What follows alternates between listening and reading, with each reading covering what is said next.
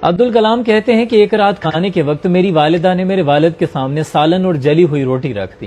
میں والد کے رد عمل کا انتظار کرتا رہا کہ وہ اس پر غصے کا اظہار کریں گے، لیکن انہوں نے بڑی خوش دلی کے ساتھ روٹی کھا لی۔ اسی دوران میری والدہ نے میرے والد سے روٹی کے جل جانے پر معذرت کی تو میرے والد نے کہا کہ کوئی بات نہیں، بلکہ مجھے تو یہ روٹی کھا کر بڑا مزہ آیا۔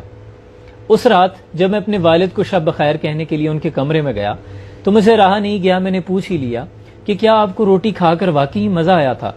اس پر میرے والد نے بڑی شفقت سے کہا کہ بیٹا، ایک جلی ہوئی روٹی اتنا نقصان نہیں پہنچاتی جتنا کہ تلخ رد عمل اور بد زبانی انسان کے جذبات کو مجروح کرتی ہے۔ میں بھی کوئی مکمل اور بہترین انسان نہیں ہوں، میں تو یہ سمجھتا ہوں کہ ہمارے ارد گرد لوگوں سے بھی غلطی ہو سکتی ہے، اس لیے ان کی غلطیوں کو درگزر کرنا اور رشتوں کو بخوبی نبھانا، اعلیٰ ظرفی کا مظاہرہ کرنا ان رشتوں کو جوڑے رکھنے کا سبب بنتا ہے۔ اس لیے اگر آپ بھی چاہتے ہیں کہ ہمارے رشتے ہم سے جڑے رہیں اور یہ برقرار رہیں تو چھوٹی چھوٹی باتوں کو نظر انداز کرنا سیکھیے۔